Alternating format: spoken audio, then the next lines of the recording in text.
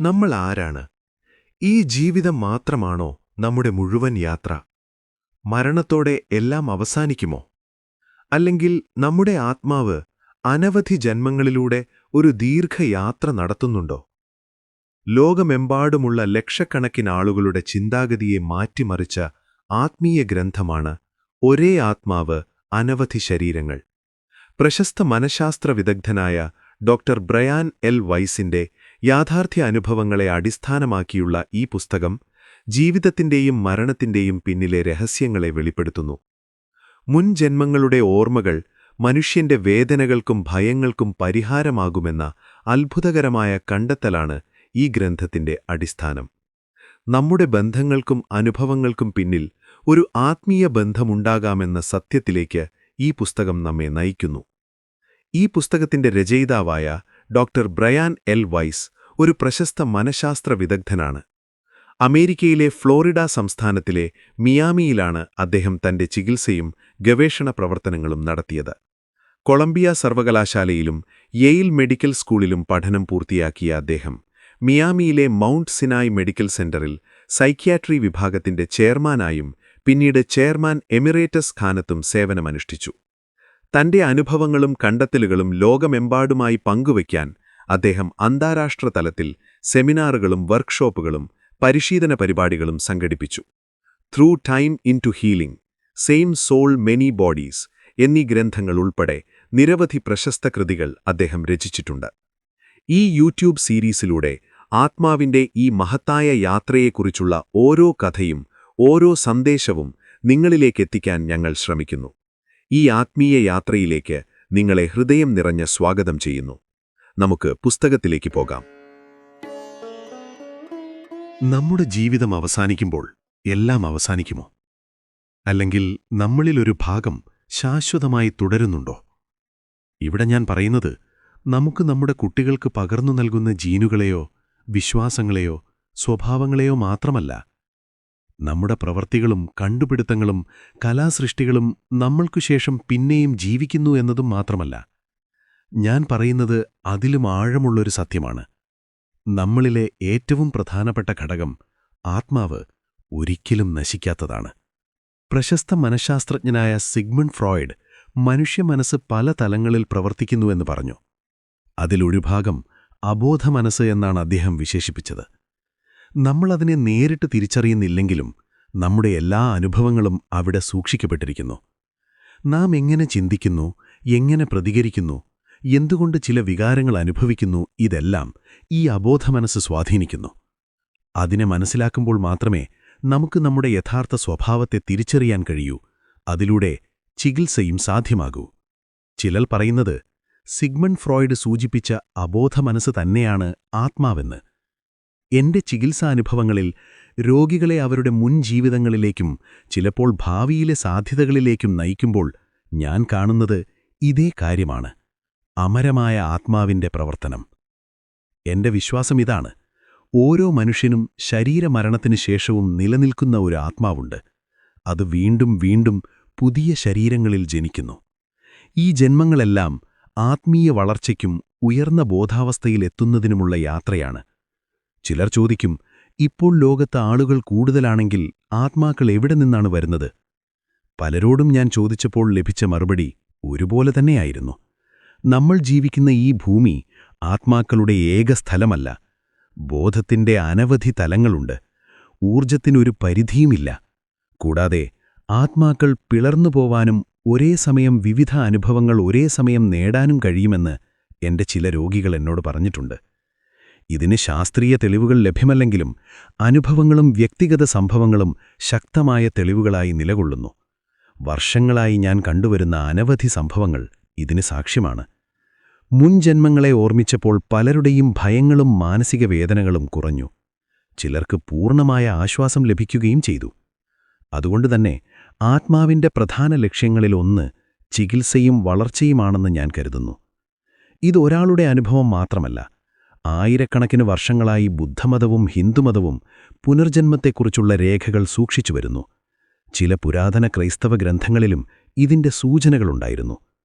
യഹൂദമതത്തിലെ ആത്മീയ പാരമ്പര്യങ്ങളിലും ഇത് പ്രധാന ആശയമായിരുന്നു. ഇന്നത്തെ കാലത്ത് നിരവധി ചികിത്സകർ പാസ്റ്റ് ലൈഫ് അനുഭവങ്ങൾ രേഖപ്പെടുത്തിയിട്ടുണ്ട്. ചില സംഭവങ്ങളുടെ ചരിത്രവിവരങ്ങൾ പരിശോധിക്കുമ്പോൾ അവ കൃത്യമായതാണെന്ന് കണ്ടെത്തിയിട്ടുണ്ട്. അതിനാൽ ആത്മാവ് പല ജന്മങ്ങൾ ജീവിക്കുകയും വീണ്ടും ജനിക്കുകയും ചെയ്യുന്നു എന്ന വിശ്വാസം കൂടുതൽ ശക്തമാവുന്നു. മരണം സംഭവിക്കുന്നതിന് മുൻപായി ആത്മാവ് ശരീരത്തിൽ നിന്ന് വേർപെടുന്നൊരു നിമിഷമുണ്ട്. ആ സമയത്ത് ശരീരത്തെ വിട്ട് പുറത്തുനിന്ന് എല്ലാം നിരീക്ഷിക്കാമെന്ന് നിരവധി പേർ റിപ്പോർട്ട് ചെയ്തിട്ടുണ്ട്. ഇതിനെ ശരീരത്തിനു പുറത്തുള്ള അനുഭവം എന്നാണ് അറിയപ്പെടുന്നത്. ലോകമെമ്പാടും ഇതുപോലുള്ള ആയിരക്കണക്കിന് സംഭവങ്ങൾ രേഖപ്പെടുത്തിയിട്ടുണ്ട്. ഒരു രോഗിയുടെ അനുഭവം അതിശയകരമായിരുന്നു. ഹൃദയാഘാതത്തെ തുടർന്ന് ഒരു സ്ത്രീ ബോധരഹിതയായി. ചികിത്സയ്ക്കിടെ അവർ തന്റെ ശരീരത്തിന് പുറത്തുനിന്നുകൊണ്ട് ഡോക്ടർമാർ നടത്തുന്ന പ്രവർത്തനങ്ങളെല്ലാം കണ്ടു. ഡോക്ടർമാർ പറയുന്ന ഓരോ വാക്കും കേട്ടു. എന്നാൽ അവർക്ക് ആരോടും സംസാരിക്കാൻ കഴിഞ്ഞില്ല. പിന്നീട് ബോധം വീണ്ടെടുത്തപ്പോൾ ചികിത്സ സമയത്ത് നടന്ന പല കാര്യങ്ങളും അവർ കൃത്യമായി വിവരിച്ചു. ആ ഹൃദയ ശസ്ത്രക്രിയ ചെയ്ത ഡോക്ടർക്ക് കുറച്ച് ദിവസങ്ങൾക്കിപ്പുറം പോലും ആ സംഭവത്തിൽ നിന്ന് പൂർണ്ണമായും മുക്തനാകാൻ കഴിഞ്ഞിരുന്നില്ല. രോഗി പറഞ്ഞ ഓരോ കാര്യവും ശരിയാണെന്ന് അദ്ദേഹം ഉറപ്പിച്ചു. അവൾ വിവരിച്ച ചികിത്സാ നടപടികളെല്ലാം കൃത്യമായിരുന്നു. എന്നാൽ അത്ഭുതകരമായ കാര്യമെന്തെന്നാൽ ആ സമയത്ത് അവർ പൂർണ്ണമായും ബോധരഹിതയായിരുന്നു. മാത്രമല്ല 5 വർഷത്തിലധികമായി അവർ കാഴ്ചശക്തി നഷ്ടപ്പെട്ട ആളായിരുന്നു. എന്നിരുന്നാലും ചികിത്സ നടക്കുമ്പോൾ സംഭവിച്ച എല്ലാ കാര്യങ്ങളും അവർ കണ്ടതുപോലെ വിശദീകരിച്ചു. ഇതൊരു വലിയ സത്യത്തിലേക്ക് വിരൽ ചൂണ്ടുന്നു. ശരീരത്തിന് കാഴ്ചയില്ലെങ്കിലും ആത്മാവിന് കാണാനുള്ള ശേഷിയുണ്ട്. തുടർന്ന് മരണാസന്നയായ ചില രോഗികൾ അവരുടെ മുമ്പേ മരിച്ച ബന്ധുക്കൾ അവരെ കൂട്ടിക്കൊണ്ടുപോകാൻ കാത്തുനിൽക്കുന്നതായും കണ്ടതായി ഈ ഡോക്ടർ പങ്കുവച്ചു. മരുന്നുകളുടെ സ്വാധീനമില്ലാത്ത വ്യക്തമായ ബോധാവസ്ഥയിലുള്ള രോഗികളായിരുന്നു അവർ. ഒരാൾ തന്റെ അമ്മമ്മയെ ആശുപത്രിമുറിയിൽ കാത്തിരിക്കുന്നതായി പറഞ്ഞു. മറ്റൊരാൾ ചെറുപ്പത്തിൽ മരിച്ച സ്വന്തം കുഞ്ഞിനെ കണ്ടതായി പറഞ്ഞു. ഈ അനുഭവങ്ങൾ പങ്കുവച്ച രോഗികളിൽ മരണത്തെക്കുറിച്ചുള്ള ഭയം കുറയുകയും ഒരു സമാധാനമുണ്ടാവുകയും ചെയ്തതായി ഡോക്ടർ ശ്രദ്ധിച്ചു. അതിനാൽ അദ്ദേഹം രോഗികളോട് അവരുടെ അനുഭവങ്ങൾ തുറന്നു പറയാൻ പ്രോത്സാഹിപ്പിച്ചു. അവർ സംസാരിക്കുമ്പോൾ ഭയം കുറഞ്ഞുകൊണ്ടിരുന്നു. ഇത്തരത്തിലുള്ള അനുഭവങ്ങൾ നമ്മെ ഒരു വലിയ സത്യത്തിലേക്ക് നയിക്കുന്നു. നമ്മൾ ശരീരമാത്രമല്ല, നമ്മുടെ ആത്മാവ് ശാശ്വതമാണ്. ആത്മാവ് അതിന്റെ യാത്ര തുടരുന്നു, നിങ്ങൾക്ക് ശേഷവും. പലരും മരണത്തിനടുത്ത അനുഭവങ്ങളിൽ ഒരു പ്രകാശത്തെ കാണുന്നതായി പറയുന്നു. ചിലർ അതൊരു സ്വർണമണിഞ്ഞ പ്രകാശമായി വിവരിക്കുന്നു, ഒരു തുരങ്കത്തിന്റെ അവസാനം കാണുന്ന വെളിച്ചം പോലെ. ഒരു മാധ്യമപ്രവർത്തകയുടെ അനുഭവം ഇതുമായി സാമ്യമുള്ളതാണ്. മുൻജന്മത്തിലെ ജീവിതം ഓർത്തെടുത്തപ്പോൾ അവൾ തന്റെ ശരീരത്തിന് പുറത്തുനിന്ന് എല്ലാം കണ്ടതായി പറഞ്ഞു. പിന്നീട് അവൾ ഒരു പ്രകാശത്തിലേക്ക് ആകർഷിക്കപ്പെടുന്നതായി അനുഭവപ്പെട്ടു. ഈ അനുഭവം സാധാരണമായി റിപ്പോർട്ട് ചെയ്യുന്ന മരണാനന്തര അനുഭവങ്ങളോട് ഏറെ സാമ്യമുള്ളതാണ്. ശരീരത്തെ വിട്ട ശേഷം ആത്മാവ് ഇവിടേക്കാണ് പോകുന്നത്. അതിനെ വിവരണം ചെയ്യാൻ ശരിയായ വാക്കുകൾ നമുക്കില്ലാതിരിക്കാം. ചിലർ അതിനെ മറ്റൊരു ലോകമെന്നോ ഉയർന്ന ബോധാവസ്ഥയെന്നോ വിളിക്കുന്നു. ആത്മാവ് ശരീരത്തിനു പുറത്തും നിലനിൽക്കുന്നു. അത് മുമ്പത്തെ ജീവിതങ്ങളുമായും മറ്റാത്മാക്കളുമായും ബന്ധപ്പെടുന്നു. ശരീരം നശിച്ചാലും ആത്മാവ് നശിക്കാത്തതാണ്. അത് കാലാതീതമാണ്. ആത്മാവിനെ ഞാൻ സർവ്വവിശ്വത്തിലെ ഊർജത്തിന്റെ ഒരു ഭാഗമെന്നായി കാണുന്നു. അത് വിശ്വചൈതന്യവുമായി ലയിക്കുകയും പിന്നീട് വീണ്ടും ഒരു പുതിയ ജീവിതത്തിനായി വേർപ്പെടുകയും ചെയ്യുന്നു. ഈ ഇടവേളയിൽ ആത്മാവ് സ്വന്തം ജീവിതത്തെ വിലയിരുത്തുന്നു. ഇത് ശിക്ഷയ്ക്കല്ല, പഠനത്തിനാണ്. നമ്മൾ നൽകിയ സ്നേഹവും കരുണയും ആത്മാവിന് ശക്തമായ അനുഭവമായി തോന്നുന്നു. അതുപോലെ മറ്റുള്ളവർക്ക് നാം ഉണ്ടാക്കിയ വേദനയും അതിനനുഭവപ്പെടുന്നു. ഇതിലൂടെ ആത്മാവ് കൂടുതൽ കരുണയും സ്നേഹവും പഠിക്കുന്നു. ഒരു ജീവിതാനുഭവം കഴിഞ്ഞാൽ ആത്മാവ് കൂടുതൽ ഉയർന്ന ബോധാവസ്ഥയിലേക്ക് നീങ്ങുന്നു. ചിലപ്പോൾ അതിന് മാർഗനിർദ്ദേശം നൽകുന്ന ആത്മീയ ഗുരുക്കന്മാരോ ദൈവിക സാന്നിധ്യങ്ങളോ ഉണ്ടാകാം. അവിടെ അത്യന്തം ആനന്ദവും സമാധാനവും അനുഭവപ്പെടുന്നു. എന്നിരുന്നാലും ആത്മാവ് പഠനം തുടരുന്നു. പിന്നീട് അനുയോജ്യമായ സമയത്ത് അത് വീണ്ടും ഭൂമിയിൽ ജനിക്കുന്നു. ഭൂമിയിൽ നാം വ്യക്തികളായി തോന്നുന്നുവെങ്കിലും യാഥാർത്ഥ്യത്തിൽ എല്ലാം പരസ്പരം ബന്ധപ്പെട്ടതാണ്. ശാസ്ത്രജ്ഞർ പറയുന്നതുപോലെ നമുക്കും ചുറ്റുമുള്ള എല്ലാം ഊർജത്തിന്റെ രൂപങ്ങളാണ്. അതിനാൽ നമ്മൾ വേറെ വേറെ വ്യക്തിത്വങ്ങളാണെന്ന ധാരണ ഒരു ഭ്രമമാകാം. ഉയർന്ന തലത്തിൽ എല്ലാ ആത്മാക്കളും ഒന്നാണ്. ഉയർന്ന ലോകങ്ങളിൽ ശാരീരിക രോഗങ്ങളില്ലെന്ന് പല ആത്മീയ പാരമ്പര്യങ്ങളും പറയുന്നു. അതിനപ്പുറം ശുദ്ധമായ ബോധാവസ്ഥ മാത്രമേ നിലനിൽക്കൂ. അവിടെ കാലത്തിന്റെ പരിധികളുമില്ല. അതുകൊണ്ട് കഴിഞ്ഞതും ഇപ്പോഴുമുള്ളതും ഭാവിയുമുള്ള ജീവിതങ്ങൾ ഒരേ സമയം സംഭവിക്കാമെന്ന് ചിലർ വിശ്വസിക്കുന്നു. ഒരു ഡോക്ടറെന്ന നിലയിൽ എന്റെ പ്രധാന ലക്ഷ്യം ചികിത്സയാണ്. മനുഷ്യർ സ്വാഭാവികമായി ആത്മീയ വളർച്ചയിലേക്ക് നീങ്ങുന്നവരാണ്. ആത്മാവ് എപ്പോഴും ആരോഗ്യത്തിലേക്കും വികസനത്തിലേക്കും മുന്നേറാൻ ശ്രമിക്കുന്നു. നമ്മുടെ ഓരോ ജീവിതവും പഠനത്തിനുള്ള അവസരമാണ്. മുൻ അനുഭവങ്ങളിൽ നിന്ന് ജ്ഞാനം നേടുമ്പോൾ ഇപ്പോഴത്തെ ജീവിതത്തെ കൂടുതൽ നല്ലതാക്കാൻ നമുക്ക് കഴിയും. അതുകൊണ്ട് ഉയർന്ന ലോകങ്ങളെക്കുറിച്ച് മാത്രം ചിന്തിക്കുന്നതിൽ ഒതുങ്ങാതെ ഇപ്പോഴത്തെ ജീവിതത്തിൽ സ്നേഹവും കരുണയും വളർത്തുക എന്നതാണ് പ്രധാന പാഠം. ധ്യാനം, ആത്മചിന്ത എന്നിവ പ്രധാനമാണ്, എന്നാൽ മനുഷ്യബന്ധങ്ങളും ജീവിതാനുഭവങ്ങളും വളരെ പ്രധാനമാണ്. ഈ ജന്മം നമുക്ക് പഠിപ്പിക്കാനുള്ള പാഠങ്ങൾ പൂർണ്ണമായി സ്വീകരിക്കുമ്പോഴാണ് ആത്മാവിന്റെ വളർച്ച സാധ്യമാകുന്നത്. നമ്മുടെ എല്ലാ ജന്മങ്ങളും ചേർന്ന് ഒരു വലിയ യാത്രയാണ്. അതിന്റെ ലക്ഷ്യം സ്നേഹം, അറിവ്, കരുണ, ആത്മീയ വളർച്ച. ആത്മാവ് ഈ ഭൂമിയിൽ ജനിക്കുന്നത് ഒരു യാദൃശ്ചിക സംഭവമല്ല എന്ന് പല ആത്മീയ പാരമ്പര്യങ്ങളും പറയുന്നു. ഓരോ ജന്മവും ആത്മാവിന്റെ പഠനയാത്രയുടെ തുടർച്ചയാണ്. അതായത്, നമ്മളാണ് മാതാപിതാക്കളെ തിരഞ്ഞെടുക്കുന്നത്. നമ്മുടെ മുൻ ജന്മത്തിലെ നല്ലതും ചീത്തയുമായ പ്രവൃത്തികളനുസരിച്ച് നമ്മുടെ ആത്മാവ് മാതാപിതാക്കളെയും കുടുംബ പശ്ചാത്തലവും ജീവിത പരിസരവും തിരഞ്ഞെടുക്കുന്നു. കാരണം ശാന്തിയിലേക്ക് മുന്നോട്ടു പോകുന്നതിന് പഠനപ്രക്രിയ തുടരുക എന്നതാണ് നമ്മുടെ പ്രേരണ. നമ്മുടെ ഇപ്പോഴത്തെ ജീവിതത്തിൽ നമ്മൾ എന്താണ് ചെയ്യേണ്ടതെന്ന് നമ്മൾ തിരഞ്ഞെടുക്കുന്നത് അതേ കാരണത്താലാണ്. ഇതർത്ഥമാക്കുന്നത് ആരും സ്വയം വിഷമങ്ങളും വേദനയും സഹിക്കാൻ വേണ്ടി ജനനം തിരഞ്ഞെടുക്കുന്നു എന്നല്ല. ഒരാൾ അസഭ്യമായതോ മര്യാദകെട്ടതോ ആയ മാതാവോ പിതാവോ ആകുന്നത് അവരുടെ സ്വതന്ത്ര ഇച്ഛാശക്തിയുടെ ഫലമായിരിക്കാം. എന്നാൽ പിന്നീട് ഏതെങ്കിലും ജീവിതത്തിൽ അവർ കരുണയും സ്നേഹവും പഠിക്കേണ്ട സാഹചര്യം നേരിടും. അതിലൂടെ ആത്മാവിന്റെ വളർച്ച നടക്കും. ചില ആത്മീയ അനുഭവങ്ങളിലൂടെ മനുഷ്യർ മുൻജന്മങ്ങളുമായി ബന്ധപ്പെട്ട ഓർമ്മകൾ പങ്കുവച്ചിട്ടുണ്ട്. ചിലർക്ക് തങ്ങളുടെ ഇപ്പോഴത്തെ ജീവിതം ഒരു വലിയ ആത്മീയ ലക്ഷ്യത്തിന്റെ ഭാഗമാണെന്ന തിരിച്ചറിവ് ലഭിച്ചിട്ടുണ്ട്. ഉദാഹരണത്തിന്, ചിലർ മുൻകാലങ്ങളിൽ വ്യത്യസ്ത സാഹചര്യങ്ങളിൽ ജീവിച്ചിരുന്നുവെന്ന് അവർ അനുഭവിച്ചു എന്ന് പറയുന്നു. ഈ അനുഭവങ്ങൾ ഇന്നത്തെ ജീവിതത്തിലെ തിരഞ്ഞെടുപ്പുകളും ലക്ഷ്യങ്ങളും മനസ്സിലാക്കാൻ സഹായിക്കുന്നു. ജീവിതത്തിൽ ലഭിക്കുന്ന അവസരങ്ങളും വെല്ലുവിളികളും ആത്മാവിന്റെ പഠനത്തിനായുള്ള ഭാഗങ്ങളായിരിക്കാം. ചിലർ സമ്പത്തും അധികാരവും നേടുമ്പോൾ അവർക്ക് കരുണയും ഉത്തരവാദിത്വവും തിരഞ്ഞെടുക്കേണ്ട അവസരം ലഭിക്കുന്നു. ചിലരതിൽ വിജയിക്കുകയും ചിലർ പരാജയപ്പെടുകയും ചെയ്യാം. എന്നാൽ ആത്മീയ ദൃഷ്ടികോണിൽ ഓരോ അനുഭവവും ഒരു പാഠമാണ്. തെറ്റുകൾ പോലും പഠനത്തിനുള്ള അവസരങ്ങളായി മാറുന്നു. നമ്മുടെ ഓരോ ചെയ്തികളെയും ചിന്തകളെയും സ്വയം പഠിച്ചും വിലയിരുത്തിയും വിനയാന്വിതനായി പെരുമാറാനും കരുണയും സഹാനുഭൂതിയും കാണിക്കാനും ഓരോ ആത്മാവിനും അവസരം ലഭിക്കുന്നു. ചിലർ ചോദിക്കുന്നു, എന്തുകൊണ്ട് ചിലർ ദാരിദ്ര്യത്തിലും ബുദ്ധിമുട്ടുകളിലും ജനിക്കുന്നു? ഇതിന് ആത്മീയ പാരമ്പര്യങ്ങൾ നൽകുന്ന ഒരു വ്യാഖ്യാനം ജീവിതം ഒരു നാടകവേദി എന്നതാണ്. ഓരോ ജന്മത്തിലും നമ്മൾ വ്യത്യസ്ത കഥാപാത്രങ്ങളെ അവതരിപ്പിക്കുന്നു. ഒരു ജന്മത്തിൽ സമ്പന്നനായിരുന്ന ഒരാൾ മറ്റൊരു ജന്മത്തിൽ ദാരിദ്ര്യം അനുഭവിച്ചേക്കാം.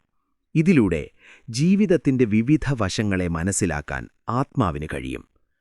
പുരുഷനും സ്ത്രീയും, ആരോഗ്യവും രോഗവും, ശക്തിയും ദൗർബല്യവും, ജീവിതത്തിലെ ഈ വൈവിധ്യമാർന്ന അനുഭവങ്ങൾ ആത്മീയ വളർച്ചയ്ക്ക് ആവശ്യമാണ്. ഒരിക്കൽ ദാരിദ്ര്യമനുഭവിച്ചവൻ മറ്റൊരാളുടെ കഷ്ടത കണ്ടാൽ കൂടുതൽ കരുണയോടെ സഹായിക്കാൻ പ്രേരിതനാകും. ഈ കരുണയാണ് ആത്മാവിന്റെ പുരോഗതിയുടെ അടിസ്ഥാനം.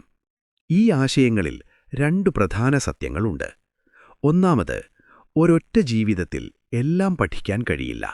അതിനാൽ ആത്മാവിന് അനവധി ജന്മങ്ങൾ ലഭിക്കുന്നു. രണ്ടാമത്, ഓരോ ജന്മവും ചികിത്സയ്ക്കും വളർച്ചയ്ക്കും വേണ്ടിയാണ്. ഓരോ അനുഭവവും ആത്മാവിനെ കൂടുതൽ സ്നേഹത്തിലേക്കും അറിവിലേക്കും നയിക്കുന്നു. അവസാനം, ജീവിതത്തിന്റെ ലക്ഷ്യം വേദനയിൽ നിന്ന് മോചനം നേടുക മാത്രമല്ല, മറിച്ച് സ്നേഹം, കരുണ, മനസ്സിലാക്കൽ എന്നിവയിലൂടെ ആത്മീയമായി ഉയരുകയെന്നതാണ്.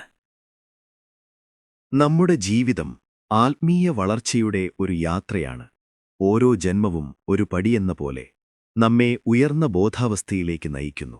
ഈ പഠനയാത്രയുടെ അവസാനം ആത്മാവ് പൂർണ്ണമായ ചികിത്സയും ശാന്തിയും നേടുമ്പോൾ അത് ഉയർന്ന ആത്മീയ നിലയിലെത്തും.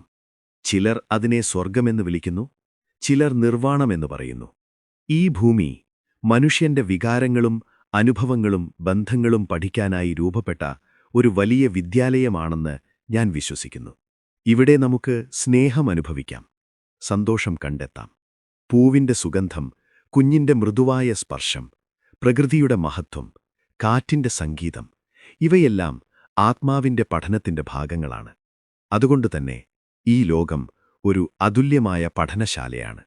എന്നാൽ ഭാവിയിൽ മനുഷ്യരാശിക്കു മുന്നിലുള്ള വലിയ പരീക്ഷണം ഈ ഭൂമിയെ സംരക്ഷിക്കുമോ ഇല്ലെങ്കിൽ നശിപ്പിക്കുമോ എന്നതാണ്. സാങ്കേതികവിദ്യയുടെ ശക്തി ഇന്ന് മനുഷ്യന്റെ കൈകളിലാണ്. എന്നാൽ അന്തിമ തീരുമാനം നമ്മുടെ മാത്രം നിയന്ത്രണത്തിലാണോ അല്ലെങ്കിൽ ഒരു വലിയ ദൈവീക പദ്ധതിയുടെ ഭാഗമാണോ എന്ന് നമുക്കുറപ്പില്ല. ഈ ലോകം നിലനിൽക്കുകയാണെങ്കിൽ ആത്മീയ വളർച്ചയ്ക്ക് മികച്ച വേദിയായി ഇത് തുടരും. എന്നാൽ നശിച്ചാലും ആത്മാവ് നിലനിൽക്കും. അത് മറ്റൊരു ലോകത്തിൽ തന്റെ പഠനം തുടരും. എന്നാൽ അത് ഇത്ര മനോഹരമായിരിക്കണമെന്നില്ല. ആത്മാവിന് പ്രായമില്ല, എല്ലാം ശാശ്വതമാണ്. എന്നാൽ ചില ആത്മാക്കൾ വേഗത്തിൽ വളരുന്നു, ചിലർ കൂടുതൽ സമയമെടുക്കുന്നു. വിദ്യാഭ്യാസത്തിന്റെ വിവിധ ഘട്ടങ്ങൾ പോലെ ചിലർ തുടക്കത്തിലായിരിക്കും, ചിലർ ഉയർന്ന നിലയിലെത്തിച്ചേരും.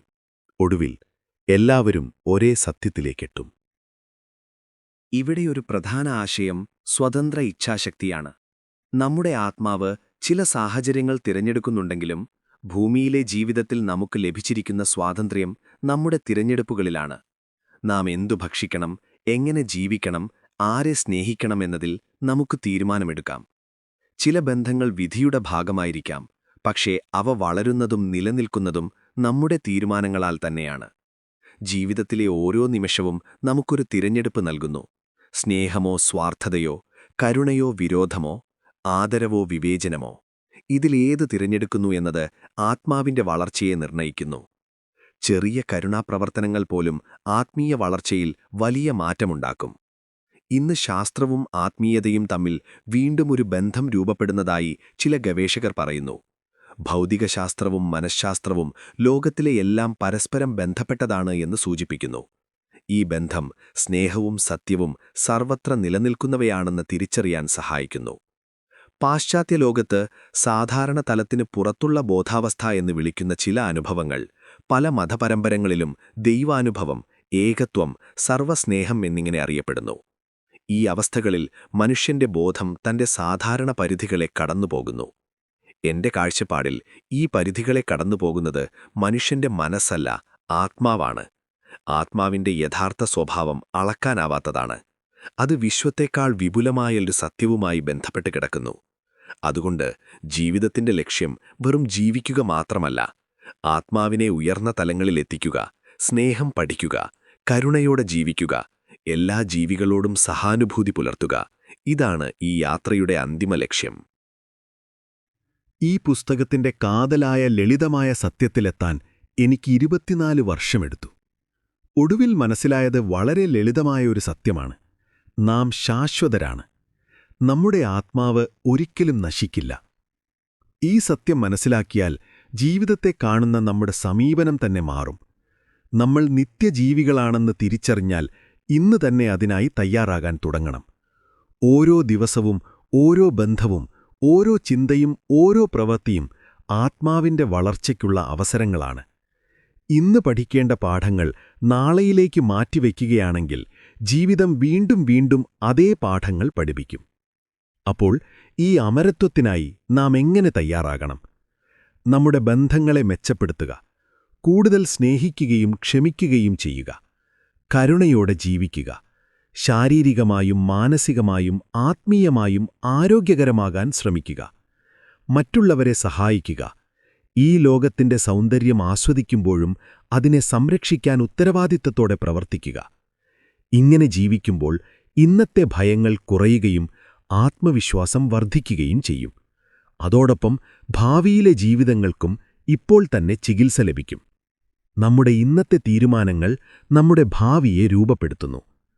ചില ആത്മീയ അനുഭവങ്ങൾ നമ്മെ കാണിച്ചു തരുന്നത് ഇപ്പോഴത്തെ പ്രവൃത്തികളുടെ ഫലങ്ങൾ ഭാവിയിൽ എങ്ങനെ പ്രതിഫലിക്കുന്നു എന്നതാണ്.